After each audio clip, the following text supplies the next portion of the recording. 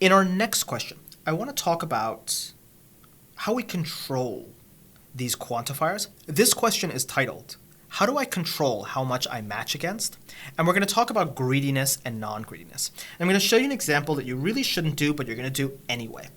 Let's say we have some HTML page and we want to extract the links from that page. And if we want to extract the links, what do we want from the links? We want the URL and the text for the link. So we can say, oh, which link starts with in the text example.whatever, and what's the corresponding URL. Now the reason we shouldn't do this with regular expressions is we have better tools. And those better tools are tools like Beautiful Soup or LXML. We have actual HTML parsing tools. But you're going to do this, and you're going to do this anyway. Because you know what? You're going to do some sort of egrep at the command line. You don't have a full HTML parser when you're doing an egrep, and you know something about the HTML, and you don't really care if it's that right or wrong. Or you're going to be doing a find and replace in your text editor, and you don't have LXML support in your text editor. You just have regular expression support. So sadly, even though you're not really supposed to work on these so-called context-free, context-sensitive, or unrestricted grammars using regular expressions, and even though this is fraught with trouble, you're going to do it anyway. And let's at least figure out how we can make this work. Here is my basic regular expression. I'm going to match an href with anything, and then an anything, and then an a at the end. And you can see it didn't match anything. Actually, no, sorry, it matched everything. Just didn't group anything. It matched all of these.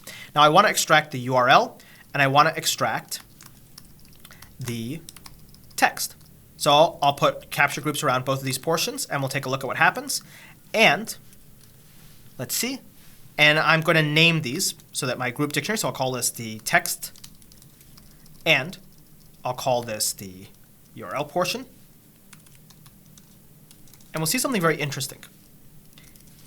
It seemed to work. URL is example.com, text equals example.com, URL example.org, text equals example.org, except when there were two things to match on the same line. And what you can see here is, for this last line, what it matched for the URL portion is anything from here up to here, and then it matched the text here.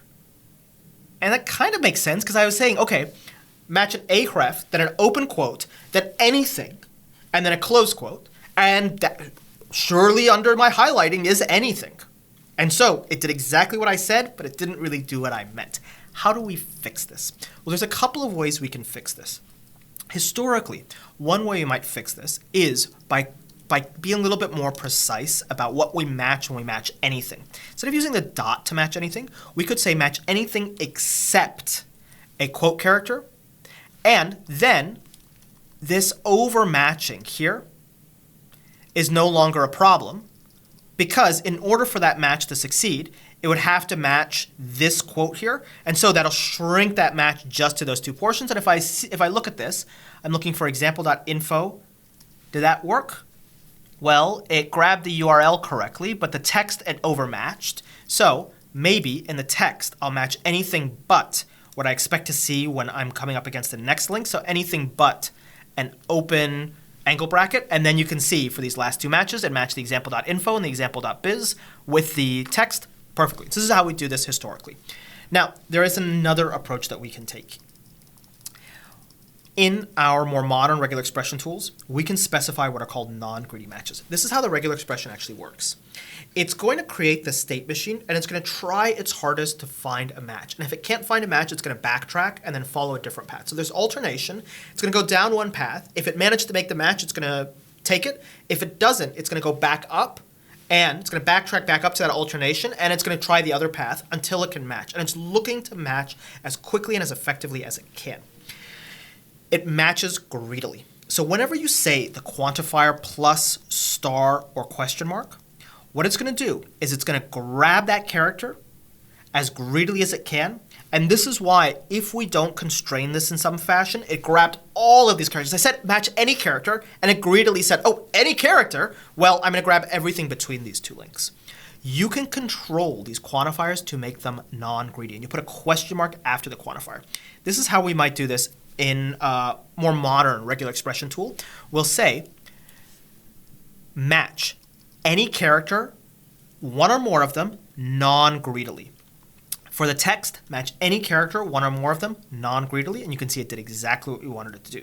And this is generally what we want to do. We want to be very careful about match any character and just try and keep matching as far as you go, or stop as early as you can in order to make the match work. And so here, you can think this non-greedy stopped early, so it could make this match work, and it stopped early, so it could make this part of the match work, and then it gave me another match, so it gave me 5 matches, not one match where this portion was jammed together. The other thing that you might think, so here, take a look at your quantifiers. Here, this means one or more of anything. Here, if we say one or more of anything, followed by, one or more A's, followed by anything else, one or more of anything, you can see it's only going to match the AA. Because it's going to say match one or more AAs and then something else. So it's going to give me AA as the first capture group. If I change this to 0 or more of anything, you can see it's going to greedily swallow as much of that A as it can. If I change this to a non-greedy match one or more of anything, you can see it matches just the A. It matches as little as it can, so it matches this. And then this is the one or more of anything portion.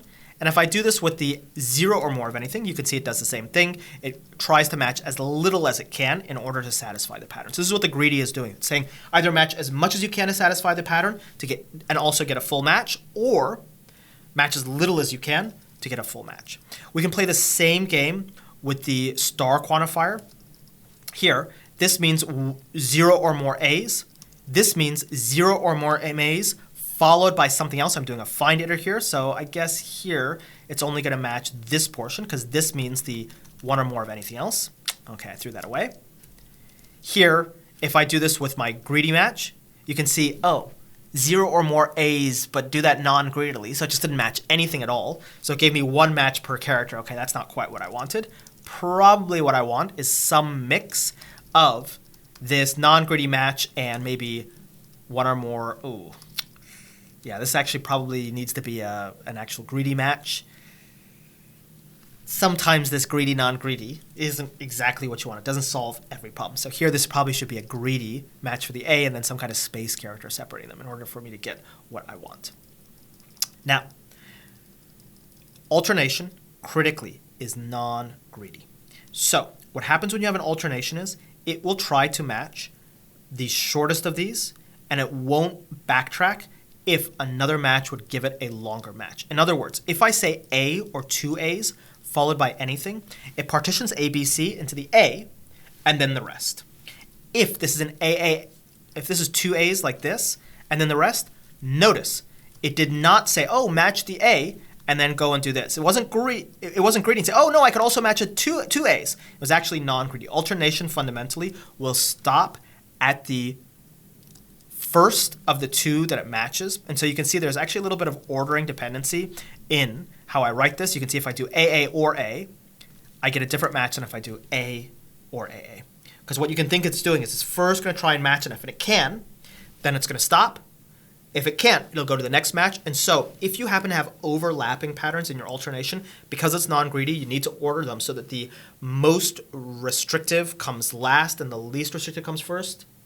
Well, if it's a longer one, you need to model it so that the longest one comes first. So it first tries to match against that and then backtracks and tries the other ones if that fails. So I guess you want the least restrictive first and the more restrictive last, or vice versa. You get the idea.